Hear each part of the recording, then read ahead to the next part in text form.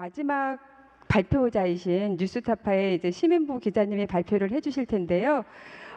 시민보 기자님의 발표는 협업, 자사이기주의와 정파성을 넘어서라는 제목입니다. 이 제목만 들으면 협업을 잘 하지 못하는 이유가 바로 나오죠. 자사이기주의와 정파성. 그리고 좀 전에 우리 두 분의 앞선 발표자 이사님들께서 말씀하셨던 경쟁, 이제 이런 것들이 협업을 가로막는 요인일 텐데요. 뉴스타파가 이러한 어려움에도 불구하고 어떻게 다양한 협업 사례를 만들어 가셨는지 그런 것들을 좀 사례 중심으로 이야기해 주실 것 같습니다. 시민보 기자님은 여기 단상으로 모셔서 저희가 발표를 듣도록 하겠습니다. 네, 발표 부탁드립니다.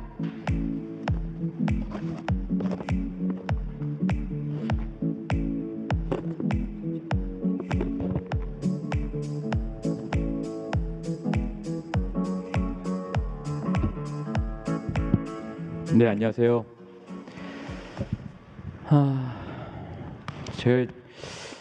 저를 이 자리에 왜 부르셨을까 제가 생각을 해보고 이 제목이 협업이라는 얘기를 들었을 때 제가 뭐 외람된 얘기지만 부를만 하구나 이렇게 생각을 했습니다. 왜냐하면 국내 언론에서의 협업 사례는 사실상 뉴스타파라는 비영리 독립 언론의 등장 이전에는 거의 전무했기 때문입니다. 저희 뉴스타파 같은 경우는 이제 국제적인 협업도 하고 있고 국내적인 협업, 다른 언론사 간의 협업도 하고 있고 또 뭐 시민단체들과의 협업, 뭐 이런 여러 가지 협업을 하고 있는데 오늘 주로 말씀드릴 것은 국내 언론사 간의 협업입니다. 그러니까 사실 그 전에 우리 아까 김영주 선생님께서 말씀하신 것처럼 한국 언론의 그 분위기나 환경 자체가 너무나 경쟁적이어서요. 그동안은 그리고 이제 서로 경쟁을 통해서도 충분히 이제 먹고 살만 했기 때문에 그리고 언론의 권위도 유지되는 상황이었기 때문에 사실은 2010년도 이전에는 거의 저희가 생각할 땐 협업의 필요성을 언론사들이 느끼지 못했다라고 생각을 합니다. 그래서 협업이 없었던 것 같고 그 이후에는 여러 가지로 환경이 변화하면서 협업의 필요성이 생겼음에도 불구하고 그 협업을 위한 조건들이 무르익지 않았던 것이죠. 그래서 이제 2017년도 이제 2008년부터 2016년도까지 이제 보수 정부 하에서 사실 공영방송이 정상화되어 있지 않은 상황에서 협업이 이루어지기 어려운 측면이 하나 있었고 그래서 2017년 문재인 정부가 출범하면서 지상파 방송이 정상화되면서 거기에 이제 그 시기에 맞춰서 저희 같은 독립 언론이 나타나면서 앞으로 말씀드릴 협업의 사례들이 이제 구축이 되었다라고 생각이 듭니다. 앞으로 이제 사례 몇 가지를 소개해 드리고요. 그 사례에서 저희가 배운 것들, 느낀 것들을 말씀드리겠습니다. 이거 어떻게 넘기는 거지? 되나요?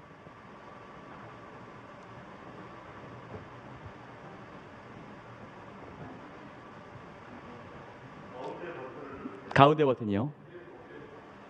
위에 거. 예. 죄송합니다. 이게 사실은 이게 굉장히 맹아적인 형태의 협업이었는데 기술 유출 누명 삼성전자 이전무 사건이라는 게 있었습니다. 이분이 이제 삼성전자에서 기술 유출을 했다는 이제 나중에 누명을 밝혀졌지만 혐의로 수사를 받고 구속까지 됐던 사건인데 이 사건 같은 경우에는 저희 뉴스타파하고 KBS 그리고 또 다른 독립 매체인 프레시안 이렇게 세 개의 매체가 공동으로 보도를 하고 이제 공동 보도를 약속하고 이제 취재는 각각 했습니다. 각각 했고 보도를 이제 같은 날 같은 시기에 맞춰서 하자라는 약속을 하고 보도를 낸 사례고요. 보도의 파급력이 상당히 있어서 보도 이후에 이제 보도 때문만은 아니겠지만 2심과 대법원에서 이분의 기술 혐의 그 누명이 벗겨졌죠. 무죄 판결이 났고 그 당시 이제 재판에서 저희들의 기사가 증거로 제출되기도 했습니다. 한국 언론의 협업 사례가 아까 말씀드린 것처럼 워낙 드물었기 때문에 민원연에서 상을 주셨는데 그 상이 처음 있는 부문의 상이었어요.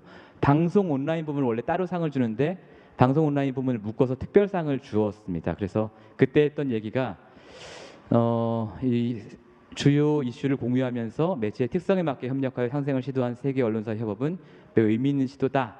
뭐 이런 평가를 해주셨고요. 이게 저희가 이제 처음으로 했던 국내 언론사 간의 협업 사례입니다.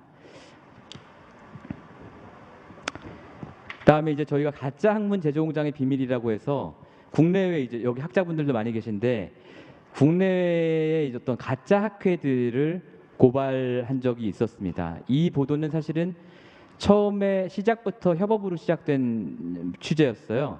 독일 공영방송인 NDR이 이제 데이터를 입수를 했고 그 데이터를 18개국 23개 언론사와 공유를 했습니다. 그래서 왜냐하면 그 데이터에 워낙 이제 다양한 국적의 학자들이 있었기 때문에 이 학자들이 이 학회에 왜 어떻게 왜 참석하게 됐는지는 각자가 이제 취재해야 되는 상황이었거든요.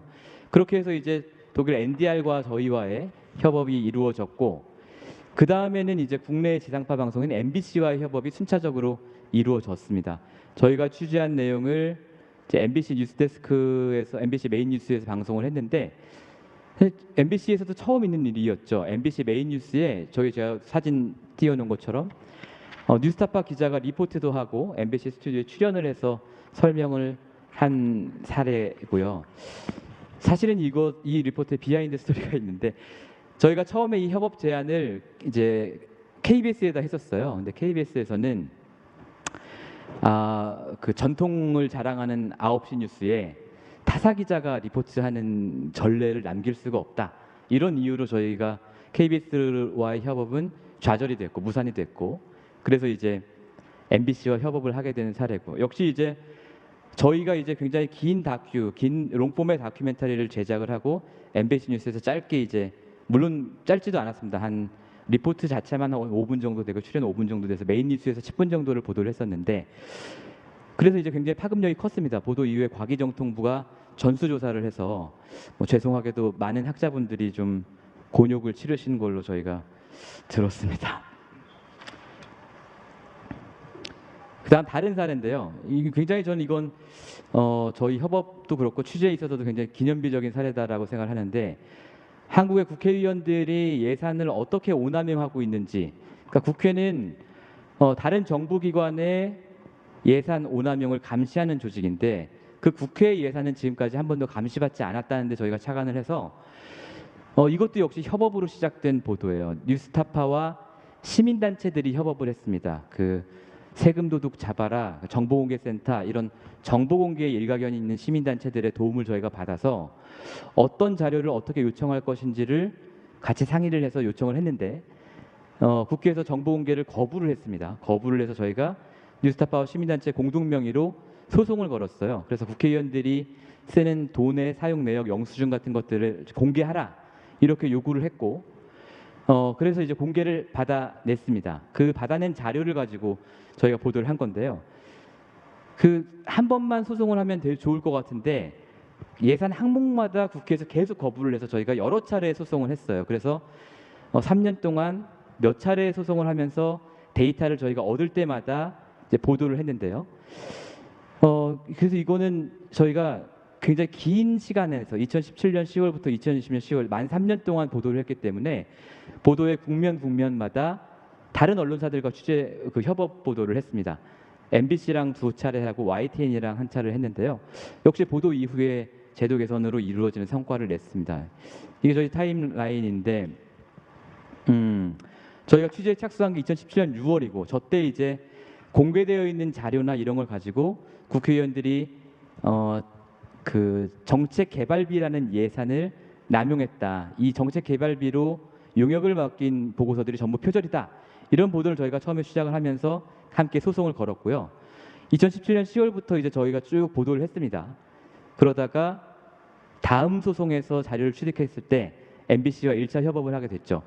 이때는 사실은 그 전의 협업과는 달리 실제적으로 공동 작업이 이루어졌습니다. 이를테면 의원들을 저희가 각각 분담을 해서 취재를 하고 그 분담해서 취재한 결과를 나중에 공유를 하고 그리고 서로 이제 리포트 원고도 서로 공유하고 또 아까 그 가짜 학회처럼 서로의 리포트를 서로의 플랫폼에다가 같이 출판을 했고요. 그다음에 또 이제 그다음에는 또 다른 자료, 해외 출장비라는 자료를 저희가 또 소송을 통해 받아내고 YTN과 그때는 협업을 했습니다. 마찬가지로 서로의 플랫폼에서 다 공유가 됐고요. 그다음에 MBC와 두 번째 협업은 보고서 표절 전수조사를 저희가 이제 보고서 자체를 정보공개청을 통해 받아서 전수조사를 해서 이것도 역시 협업을 했습니다. 그리고 이제 저희는 이 모든 취재 결과를 모아서 이번 달이네요. 올해 10월 달에 마지막으로 굉장히 정리하는 다큐멘터리를 만들었고, 뭐 3년 동안 저희가 이 건을 가지고 한 80건의 뭐 긴 리포트를 만들었으니까 굉장히 이제 장대한 보도고, 그 와중에 중간중간에 협업도 굉장히 잘 이루어진 보도였습니다. 그 다음에 말씀드릴 사례는 이제 죄수화 검사라는 것인데, 이것은 이제 검찰의 수사 관행을 저희가 고발한 것입니다. 검사들의 어떤 죄수들을 불법 출정시키는 관행, 출정이라는 게 이제 감옥에 갇힌 재소자를 불러서 조사를 하는 걸 말하는데요.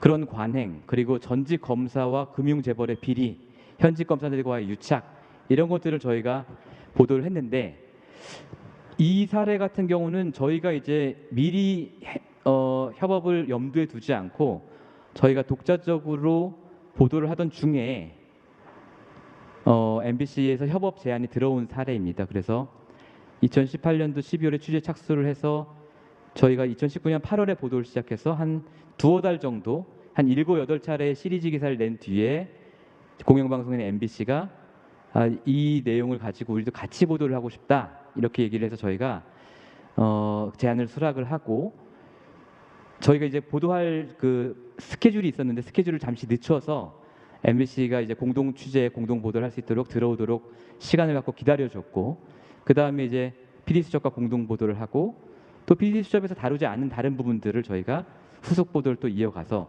저희는 12월까지, 뉴스타파 12월까지 쭉 보도를 이어간 사례입니다.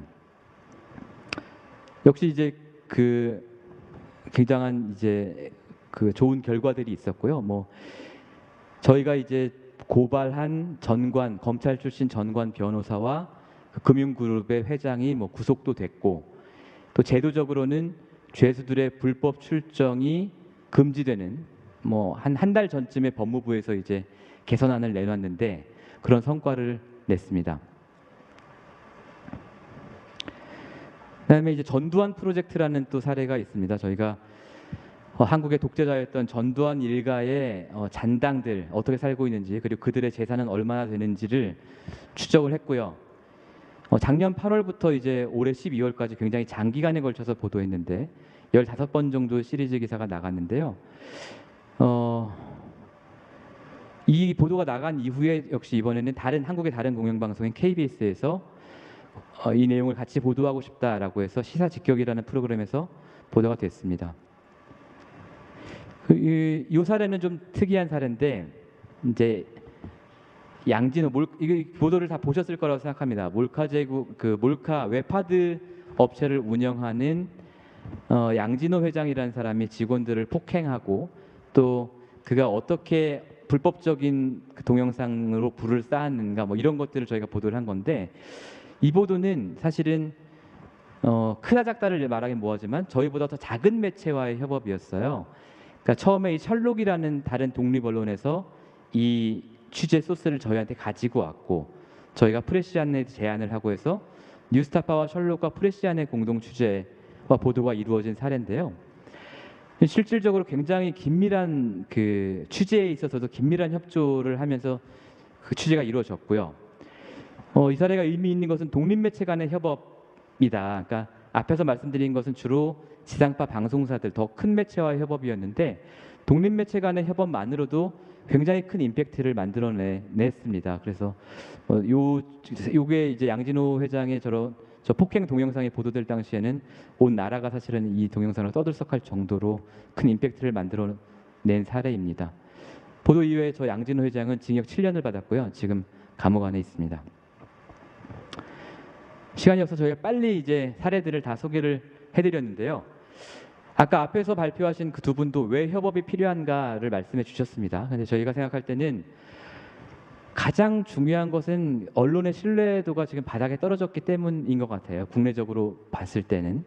그래서 어떤 언론이 어떤 보도를 하든 어떤 시청자들은 일부 시청자들이나 일부 독자들은 그 매체의 보도라는 이유만을 전혀 믿지 않는 이런 상황이 와 있는데요. 그렇기 때문에 이제 독자들이 요구하는 기사의 수준이 점점 높아지고 있다고 생각을 하고요. 포털에 이제 기사가 나가고 나서 댓글들을 보면 모골이 송연한 댓글들이 굉장히 많죠. 그 기자가 기사를 쓰면서 미처 생각하지 못한 약점들, 그리고 그 기사에 숨겨진 정치적 의도들 이런 것들을 너무나 잘 간파하는 독자들이 항상 보면서 댓글을 달고 있잖아요. 그래서 이제 독자들이 요구하는 기사의 수준이 굉장히 높은데 지금 우리나라의 언론 환경에서 개별 언론사가 그 요구 수준을 매일매일 충족시킬 수 있는가? 전 아니라고 생각을 하거든요. 그런 면에서는 굉장히 그런 의미에서 협업이 필요하다. 협업을 하면서 서로 이제 크로스 체킹을 하면서 기사의 약점들을 보완할 수 있고 이런 점들이 있죠. 그리고 두 번째는 이제 영향력이라는 측면입니다. 아까도 말씀드렸지만 공론장이 크게 변화했죠. 과거에는 제가 생각할 때 단일 여론 시장에 몇 개의 어떤 메이저 언론사들이 강력한 영향력을 갖고 플레이어로 이제 뛰었던 상황이라면 지금은 이제 모든 독자들이 각자의 필터 버블 속에 들어있기 때문에 개별 언론사의 영향력과 신뢰도가 매우 약화되어 있는 상황입니다. 심지어 뭐 한국의 공영방송인 KBS나 MBC가 보도를 하더라도 다음 날 모르는 사람들이 훨씬 많고요. 뭐 신문사들은 당연히 마찬가지겠죠. 뭐 영향력 1등이라는 조선일보가 보도하더라도 조선일보를 전혀 보지 않는 사람들은 그 보도를 접할 수 없는 현실, 이런 현실이 있고 또 이제 점점 독자들의 눈높이가 높아지면서 저희가 탐사 보도라는 걸 많이 하게 되는데 한국 언론들은 서로의 탐사 보도를 인용하는 데 있어서 굉장히 인색합니다. 뭐 여러 가지 실무적인 이유도 있을 거라고 생각을 하지만 그렇기 때문에 이 탐사 보도를 같이 협업을 해서 결과물을 만들어내고 서로의 플랫폼에 공유를 하는 것이 탐사 보도를 널리 알리는 데 매우 효과적이다라고 생각을 하고요. 자, 그러면 어떤 조건이 필요한가? 안 되는 이유는 뭐냐? 아까 처음에 말씀 주신 것처럼 제목에 다 들어있죠. 사실은 정파성과 자사 이기주의 때문이라고 생각을 해요. 그러니까 이제 이해관계가 서로 맞아야 되거든요. 어떤 언론사 협업을 할 때 우리가 굳이 왜 쟤들하고 협업을 해야 되지? 할 때 답을 줄 수 있어야 되는 거죠. 이를테면 저희 같은 경우는 저희가 탐사보도 전문 매체이기 때문에 또 그동안 오랫동안 취재해 놓은 내용들이 있고 어떤 소스들이 있고 이것들을 가지지 못한 더 큰 매체들, 공영방송과 저희 협업을 할 수 있는 것이죠. 저희가 취재는 이만큼 해놨지만 이것을 널리 알리기 위한 영향력이 필요하고 그런 이해관계에서 협업이 가능하고요. 또는 사실은 인력이 굉장히 풍부한 회사들의 인력을 이용할 수 있다는 것도 저희 같은 매체에서는 굉장히 큰 장점이고요. 아니면 이제 방송 매체와 텍스트 매체 간의 협업이 있을 수 있겠죠. 이쪽은 영상을 전문적으로 만들고 저쪽은 글을 전문적으로 쓰기 때문에 그런 경우에 어떤 협업이 가능하겠다. 그래서 줄 것과 받을 것이 명확해야 협업이 되는데 그래서 이제 한국에서 협업을 보기가 힘들었던 거죠. 저희 이 뉴스타파가 있기 전에는. 왜냐하면 모든 언론사들이 갖고 있는 게 비슷했기 때문에 줄 것과 받을 것이 따로 없었거든요. 당시에는. 그리고 이 한국의 언론사들의 그 경쟁적인 어떤 환경과 문화 이것도 이제 협업을 가로막는 조건 중에 하나인데요. 제가 이제 2005년에 KBS에 입사했는데 그 당시에는 정말로 다른 지상파 방송국에 대한 어떤 경쟁심과 적대감이 정말 높았습니다. 그래서 그냥 적이라고 표현을 하고 적의 심장에 칼을 꽂는다라고 표현을 했어요. 단독 보도를 하는 거에 대해서. 그 정도로 이제 경쟁적인 문화가 있었고 지금은 그런 경쟁적인 문화가 과연 유효한가에 대해서 의문은 있지만 여전히 그런 경쟁적인 문화가 유지되고 있기 때문에 굉장히 어렵죠. 지금도 이제 포털에 들어가 보면 단독이라는 타이틀을 단 기사들이 어마어마하게 많은데 바로 어제만 해도 그런 일이 있었습니다. 어제 라인펀드의 김봉현 씨가 2차 편지를 언론사에 보냈는데 KBS에도 보내고 JTBC에도 보내고 한국일보에도 보냈는데 각각의 언론사가 모두 단독 보도다 이렇게 나왔었거든요. 그러니까 이제 어떻게든 단독 딱지를 붙여서 시청자들의 눈길을 끌어보려는 이 경쟁적인 문화가 너무 심하기 때문에 그걸 좀 포기할 수 있어야 된다. 그래서 저희 같은 경우에는 저희 뉴스타파는 원래 뭐 단독이라는 타이틀은 원래 안 다는 매체지만 저희와 같이 협업했던 MBC나 YTN 다른 매체들도 그런 타이틀을 다 포기하고 그냥 순수하게 이 기사를 널리 알리고자 하는 어떤 의도로 협업을 했기 때문에 협업이 잘 이루어질 수 있었던 것이고요.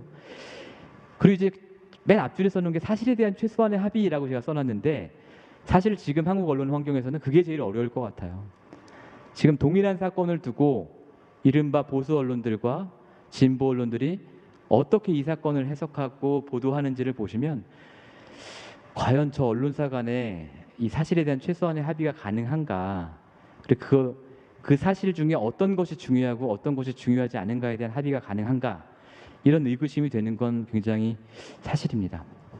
그리고 마지막으로 이건 실무적인 문제지만 업무 프로세스에 대한 상호 이해가 있어야 되는데 실무적으로는 이게 굉장히 현장에서 어려울 수 있어요. 그러니까 하다못해 오늘 정오까지 기사를 보도하기로 했는데 왜 너넨 그게 안 되니? 뭐 이런 의문부터 시작해서 현장에서는 그래서 굉장히 많이 삐걱거립니다. 실제로 한번 해보면 이제 그런 것들에 대한 이해를 넓혀가야겠다, 이런 말씀드리고요. 그래서 이제 협업의 팁이 있다면 상호 존중이 굉장히 필요합니다. 특히 이제 한국에서 메이저 언론사가 아닌 곳이 협업을 할 때 이 상호 존중 문제 때문에 틀어지는 경우도 제가 봤거든요. 그러니까 이제 메이저 언론사들은 과거에 본인들의 영광을 누려왔던 역사가 있기 때문에 다른 언론사의 성과를 제대로 인정하지 않는 그런 경향들이 있고요. 그래서 이제 협업을 할 때 양쪽의 창구를 이건 모든 협상이 마찬가지겠지만 양쪽의 창구를 단일화하는 게 실무적으로 굉장히 중요하고요. 그리고 비효율이 발생할 수밖에 없습니다. 저희가 협업이라는 게 사실 일 잘해보자고 하는 것인데 이런 비효율이 발생하면 굉장히 이제 실무자 입장에서는 짜증도 나고 이제 협업을 왜 하나 이런 회의도 들지만 이 협업이라는 작품을 만들어내기 위해서는 양사 모두 참여하는 사람 모두의 비효율을 감내할 수밖에 없고요. 그리고 이제 사전에 조건을 서로 명확히 해야 나중에 싸움이 안 납니다. 뭐 이건 금전적인 문제도 그렇고 제작비의 문제, 보상의 문제, 또 바이 라인을 어떻게 할 것인가의 문제, 혹은 뭐 서로의 뭐 로고를 몇 초 동안 노출할 것이냐, 이걸 가지고도 치열하게 협상하기 때문에 사전에 이런 조건들을 명확히 하는 것이 협업이 성공하기 위한 팁이라고 생각을 합니다. 예, 여기까지고요. 전 정말로 이제 한국에서 예를 들어서 뭐 조선일보와 MBC 사이의 협업, 뭐 저희는 하기 싫지만 조선일보와 뉴스타파의 협업, 뭐 이런 것들이 정말로 가능한 곳이 되었으면 좋겠어요. 그럴 때야말로 어떤 지금 언론계와 기자들에게 쏟아지는 어떤 기레기라는 어떤 모욕적인 질타, 이런 것을 벗어날 수 있을 거라고 생각을 합니다. 이상입니다. 네, 감사합니다. 심 기자님한테 제가 꼭 드리고 싶었던 질문이었어요. 혹시 조선일보와 같은 조금 상대적으로 보수적인 신문과의 협업도 가능할까요? 라고 물어보고 싶었는데 먼저 답을 해주셨고요. 경쟁심을 얘기했었는데 경쟁심을 넘어서는 적개심까지 있었다고 하셔서 오늘 이 자리가 아까 협력을 배울 수 있고 협력을 위해서는 새로운 마인드가 필요하다, 이런 말씀을 많이 해주셨잖아요. 그래서 언론인 분들께서 꼭 이 세션을 다시 같이 한번 공유하면서 보고 토론하는 자리가 있었으면 좋겠다는 생각이 듭니다.